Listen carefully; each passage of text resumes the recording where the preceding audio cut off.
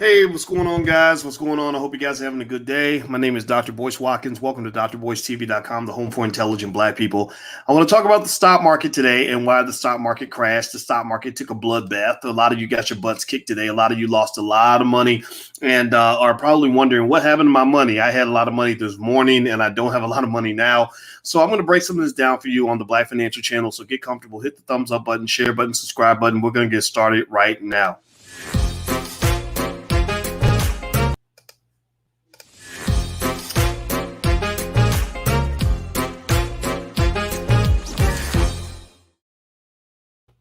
Hey, what's going on, guys? Welcome to the Black Financial Channel. That's theblackfinancialchannel.com. My name is Dr. Boyce Watkins. I'm your friendly neighborhood finance professor. Give me a yes or no in the chat if you're able to hear me. I want to make sure you guys can hear me okay. I am in Florida, and so my Wi-Fi is different, so I want to make sure that everything is coming through okay. Give me a yes in the chat if you can hear me. Also, put a hashtag B1 in the chat if you agree with me that Black people come first and that our community needs to talk about economics in our space before we talk about anybody else. Before we save the world, we must save ourselves. All right, great. Thank you so much. I appreciate that. All right, so let's go into today. The stock market got messy. The stock market got its butt kicked pretty bad, especially if you have tech stocks. A lot of the tech stocks are, they're real spicy, right? They're real excitable. If you think of the stock market like a lot of people do, if you see the stock market as almost like a financial booty call where you can go in there and get fast money and do a quick flip, well, then, the stock market is kind of like that pretty lady with the big butt and the smile and the fake hair and the fake nails that makes you think you're going to fall in love forever. And then one day she does a flip on you and you find out that it ain't what it is what it is and it ain't what it ain't, but you thought it was what it ain't and it ain't what it was. And so basically tech stocks can be real dramatic. Tech stocks can be up and down. Tech stocks can be your best friend. They can also be your worst enemy. So a lot of the companies that I've mentioned to you in terms of companies that have high implied volatility are like Tilray. We've talked about Tilray. We've talked about Jumia. We've talked about some of these other companies. You got the Reddit stocks, AMC and GameStop and all that. The volatility of these stocks is what makes them so appealing, but it's also what can make them very damaging, especially if you look at an environment like this. So I'm actually excited to talk about what's going on in the stock market right now, because as part of your educational process, I think it's very important for you to see all the things that can happen when investing goes well.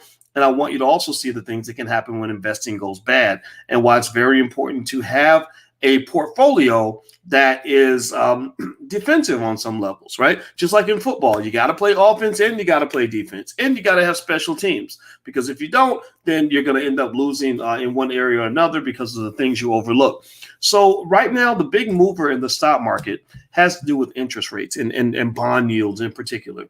Basically, the reason that your tech stocks got body slammed is because bond yields have gone up. The 10-year treasury, which is kind of the benchmark for bond yields in terms of what's going on with that, has gone, I think the highest has been in a year. So because that benchmark, that rate has gone up, that yield has gone up, this creates a lot of complications in terms of what to expect for the future. And as if you follow me for any amount of time, I've mentioned to you guys that a couple of things that move stock prices are really three things, actually: information, expectations, and realizations. IER. Information, expectations, and realizations. You get information and that gives you expectations, and then you compare the expectations to the realizations, meaning that, I get information, I predict what's going to happen. That's going to change how I move based on what I predict. But then ultimately what matters is when the rubber meets the road. How do you compare what you thought was going to happen to what actually happened, right? Just like dating. You think about dating, right? You get information about that pretty new girl that you like. You form an expectation that, oh, yeah, oh my God, she's wonderful. We're going to fall in love forever. And then the question is, does that really happen? Does that person really come through for you the way you thought that they would? Or were they kind of a dud, right? And so duds break your heart for the same reason your stocks break your heart. Okay. So anyway, now somebody's saying that you can't hear me. Give me a yes or no if you're able to hear me. Yes or no if you're able to hear me. Okay. If you cannot hear me, give me people that can't hear me won't say anything. But if you can hear me, give me a yes in the chat. because I think that there might be some Wi-Fi challenges on this end. So give me a yes or no if you can hear me so we can move forward. And everybody on Instagram, my Instagram is The Real Boyce Watkins. I'm actually going to turn off my Instagram because I think I might be dragging the Wi-Fi. So if you want to follow this, just go to drboycetv.com and you can actually follow the conversation there. I'm going to have to shut this off so that I don't drag the Wi-Fi too much. Okay. All right. So right now with the stock market, here's what's going on. Because the bond yields have gone up, that piece of information has changed expectations with regard to inflation. You now have an environment that has what are called inflationary expectations. When inflation is expected to increase, then typically stock prices will drop. But not every stock is created equally. Some companies move a little, some companies wiggle, some companies have an absolute breakdown. So if you think of the economy as an ocean and every stock as a vessel on that ocean, well, if there's a big wave that comes through, some of your vessels are going to kind of wiggle, like, oh, we felt that, okay, whatever. It's like a little scratch, right? But some vessels are going to get capsized. Some little dinghy boats are going to sink to the bottom of the ocean. They're going to flip. They're going to go crazy. Well, tech stocks are kind of like the ones that go crazy, because what happens is that when you there are financial formulas that we use, and I taught all these things, when I was teaching Syracuse and when I was teaching the Black Business School. And basically with these formulas, if you look in the parameters in terms of the mechanics of what makes a stock price up, you will find that stocks that are in that high growth category, these tech stocks, they get hammered the worst when there's a change in inflation, which can impact the shift in the interest rate, right? The long-term rate of interest that's expected, that people expect on bond yields and things like that. So inflation is interesting because we know inflation was coming. Inflation's always been there. What is problematic is that there are many who believe inflation is going to be higher than it's ever been. That's going to be insanely high because your government has spent the last year printing money and giving everybody government assistance, right? Or at least, I guess they think of that $600 check that you waited 8 months for to be government assistance, but whatever. They're writing these big stimulus packages and they're going deeper and deeper in debt because they've seen that as the short-term solution to the pandemic. Clearly, that's not a long-term solution. So effectively, when you see these increases in inflation expectations, you see tech stocks get body slammed. So if you own things like Tilray or whatever, or Jumia, I mentioned those because those are companies we talk about, or Tesla. Some of you own Tesla. I think Tesla got body slammed. Let me see what Tesla did lately. Let me see. Tesla stock. I'm going to Google it. Okay, so Tesla stock dropped 5-6% today over the last 5 days. It's been, oh, Lord have mercy. Tesla was hovering at $7.95 a week ago, 5 days ago. Now Tesla's down to $6.98. Let me see over the last month. Tesla, it looks like it almost hit $900 a share. In fact, actually, let me see if I can share my screen. I don't want to take too many chances here because I'm on this foreign Wi-Fi, but let me see if I can pull up this screenshot of Tesla stock that I was just looking at here. So you see Tesla has been getting hit really hard. Tesla, this red is bad. Red means you're losing money. So you see Tesla was at 883. Now Tesla's all the way down to 698. That's a huge decline. Now, a lot of y'all swore by Tesla. You swore Tesla was your best friend. Tesla was going to make you rich. Tesla was going to keep you paid. Well, what goes up can come down. It doesn't always come down, but it can. And also when the conditions get rough, Tesla's not a sturdy stock in the sense that Tesla's like a new NBA player that everyone thinks is going to be the next LeBron James. Or better yet, think about football. Remember when everybody said Patrick Mahomes was going to be the next Tom Brady? And that's fine. He could be the next Tom Brady. But there's a big difference between being the next Tom Brady and being Tom Brady, right? There's about 10 Super Bowl appearances that Patrick Mahomes is going to need before he truly becomes the next Tom Brady. So you might expect him to be the next Tom Brady. You might think that based on his talent, he could be the next Tom Brady. He certainly could be. But there's a big gap between where people think you're going to go and where you actually go and where you are, right? So when Mahomes goes out, he plays against Tom Brady. It's a great Super Bowl because you're having the old against the new, the GOAT against the baby goat, right? The old GOAT kicks the baby goat in his ass. So then at that point, you got new information, and then you have to form new expectations, and you're like, man, I know Mahomes is good, but I'm wondering if he can get to 10 Super Bowls. So a guy like a Shannon Sharp comes along and says, yeah, because getting to 1 Super Bowl is hard as hell. Getting to 2 or 3 is an amazing career. Getting to 5, 6, 7, or 8 is impossible. So 10, That's a long way to go. So it doesn't mean you think Patrick Mahomes is a bad player. It just means that you shift your expectations. That's my point. So Tesla is the baby goat. Tesla is the company that has all the hype. Tesla is the company that gets the market value that's bigger than all the other automobile manufacturers, I think combined or something crazy like that. Tesla gets a valuation bigger than a Toyota or a GM, but Tesla ain't GM. Tesla might become GM. They might go further than GM, but they haven't done that yet, right? So if you think of GM and Ford as the goats, well, Tesla's the baby goat. And there's a big difference between the baby goat and the actual grown-up goat. So my point is to say that when you're talking about rising interest rate environments, you're talking about more volatility, you're talking about a shift in the financial models that shape stock prices, the baby goats get hit the hardest because a lot of your valuation in that baby goat is really a figment of your imagination. A lot of it is, it's not that it's not real. It's that you're thinking about what it's going to be. It's like if you date somebody and they're really nice for the first 3 weeks and you start to imagine that you could be together for 50 years, but that's very different from your grandparents who really were together for 50 years, right? So any little piece of information, any little thing that goes wrong can dramatically shift the value that you put on that relationship, right? So these companies that they expect to go on and become these goats, any little change in information, any little bad piece of news, any little shift in the economy can dramatically shift what you think that company's worth. And that's when you see the change in the stock price, because all the stock price is a reflection of what people think that company's worth. So it doesn't mean Tesla is a bad company now, or that Tesla's garbage, or Tesla's going straight to hell. It just means that after you watch Patrick Mahomes get his ass dragged up and down the football field, you say, wait, maybe he might not become the next Tom Brady. He's still good, but becoming the next Tom Brady is going to take a little bit more work than we thought, right? So that's what's really going on. Now, do me a favor, hit the thumbs up button, hit the share button, hit the subscribe button, and also the blackstockmarketprogram.com. That's the program I teach stock market in. The first month is free. We also get access to Ask Dr. Boyce, and you can send me questions, and I answer every single question. I make a unique video just for you to answer your question for the week. I do this every week for the students, in addition to a lot of other free stuff that we give you. So feel free to go take a look. It's the blackstockmarketprogram.com. I got you. I can take care of you. There's a money back guarantee if you're not happy, but you're going to be happy, and the first month is free. So just give it a try. All right. So hit the thumbs up button. All right. So let me see here. Someone's asking about Bitcoin. Is Bitcoin a long-term loser or winner? I think it's a winner. I'm not I like to think when it comes to investing, I deal with investing the way I deal with Alicia, right? When it comes to Alicia, my goal is to be a solid dude. I didn't say, hey, babe, I love you until I don't love you. Or I love you, but if you have a bad day, I'm going to stop loving you. No, I'm going to love her through her good days and her bad days, right?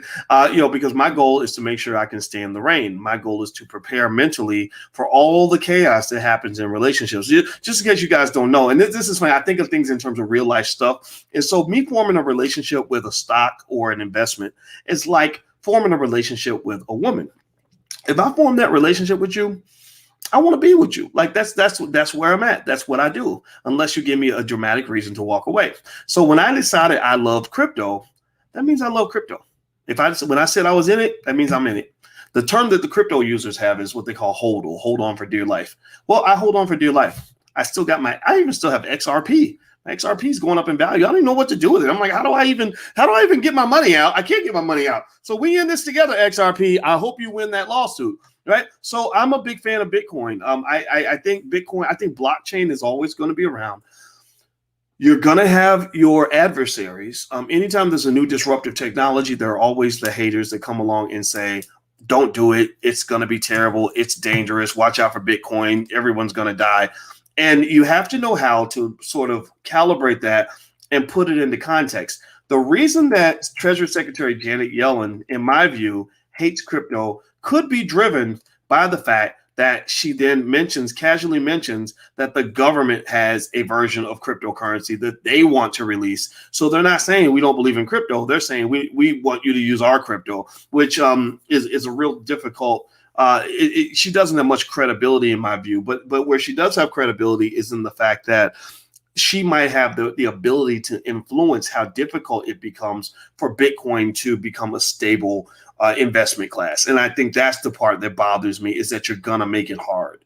Right? You already know that your man is leaving for another woman, and now you pretty much said, I will not sign the divorce papers because I want to make his life a living hell. Well, it's still going to happen. That's why if somebody don't want you no more, you better let them go. But some people make it more difficult than others. So Janet Yellen's saying, and the government is saying, look, we know that it's going to happen. We know Bitcoin's here. But we're going to make it really, really hard because we're not going to sign the divorce papers. And I think that really reminds you that your politicians don't care anything about you.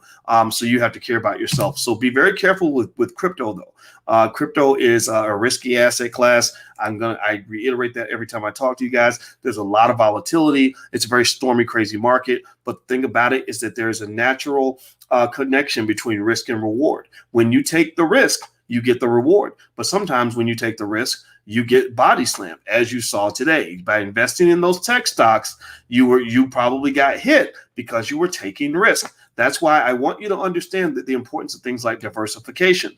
Everything shouldn't be, a high-flying tech stock. Just because GameStop made you a ton of money this week, if you were lucky, or you invested in AMC or something, that doesn't mean you sit there and keep pouring all your money into one stock. Come on, seriously. Again, this is not a financial booty call. The stock market is not built for that. You should not just be rolling the dice and owning one stock and thinking that one stock is what's going to change your whole life. That is a recipe for disaster.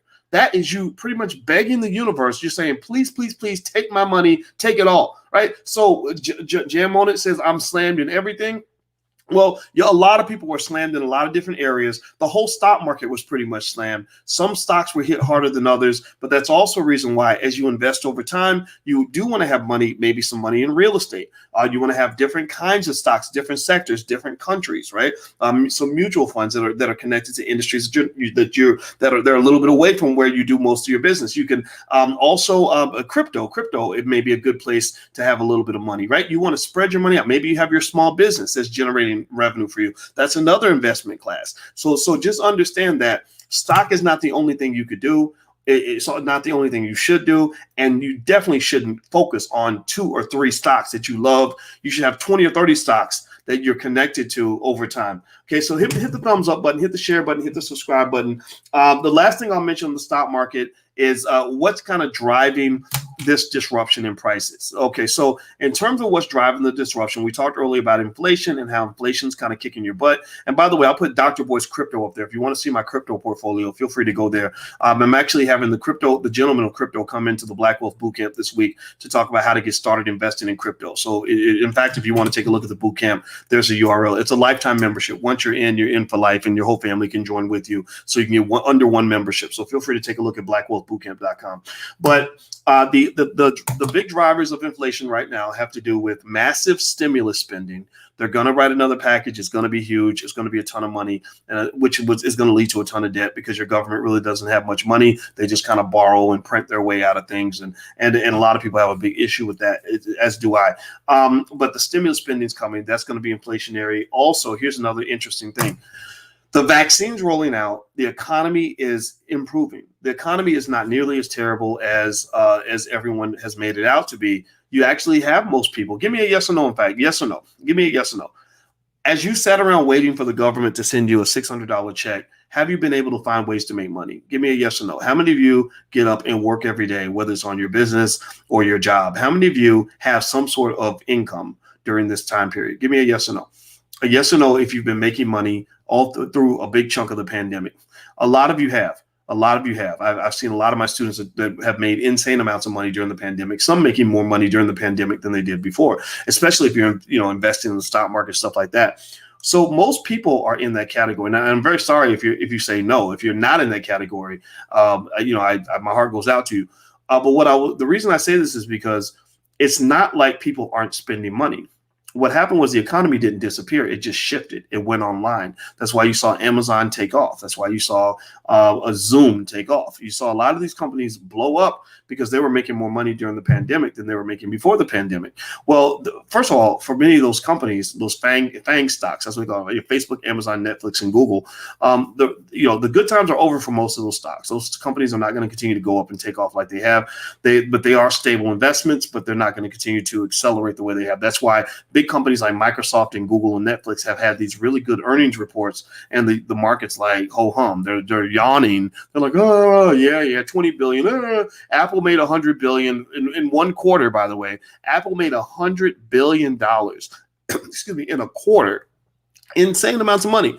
The market kind of yawned it off, like, yeah, okay, cool. Well, why is that? Well, that's because the price had been pushed up so high that that there's almost nothing they could do to exceed expectations anymore. They're literally expected to make more money than God and Jesus put together, and so people are just kind of like, okay, yeah, that's what you're making money. That's what you do, right? So a lot of these FANG stocks have benefited from all this demand that's gone online during the pandemic. When the pandemic is over, you're going to have a lot of people spending money that they've been waiting to spend for a year.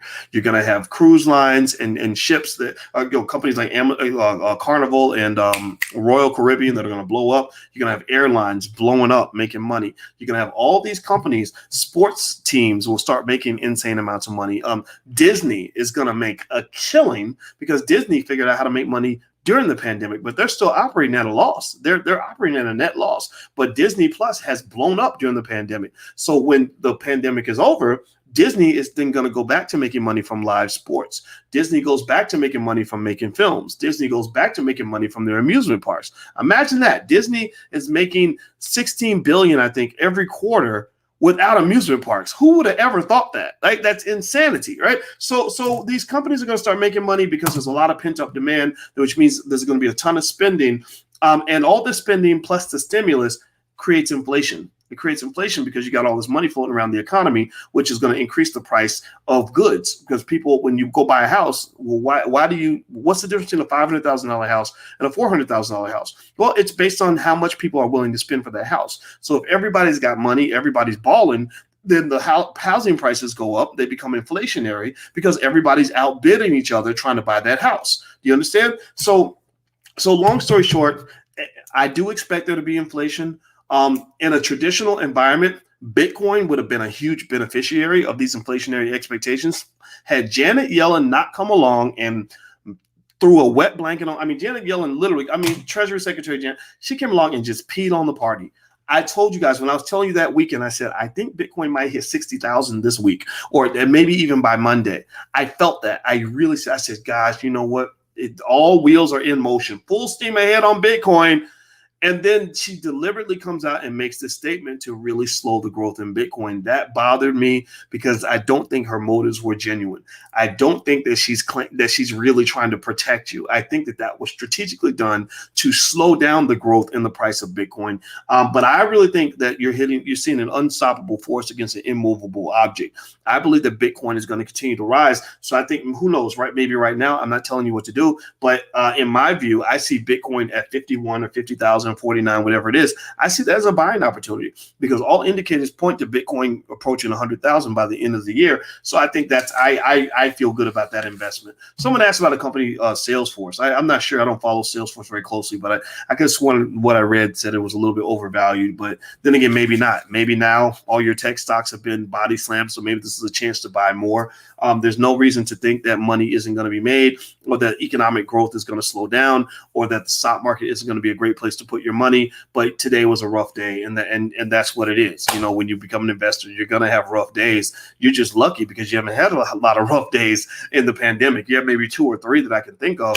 That's a pretty good year. So God bless you. I hope you make a ton of money. If you want to take a look at the Black Wealth Bootcamp, feel free to go to blackwealthbootcamp.com. And also, I'm on things like Clubhouse and Twitch. If you're a gamer, I've been studying Call of Duty because I want to play with our kids. and we talk about stocks, and also I go and you get to watch me blow the head off of 12-year-olds, all over the world who are trying to throw salt on my Call of Duty game. So I'm getting better every day. So if you're into that type of stuff and you want to have fun, or if you want to go follow me on Clubhouse, feel free to follow at Dr. Boyce Watkins. You can just look me up. All right. So have a good day, everybody. It was real. I hope you have a wonderful day. Please hit the thumbs up button and make sure you subscribe on your way out the door. I appreciate you. See you soon. Peace.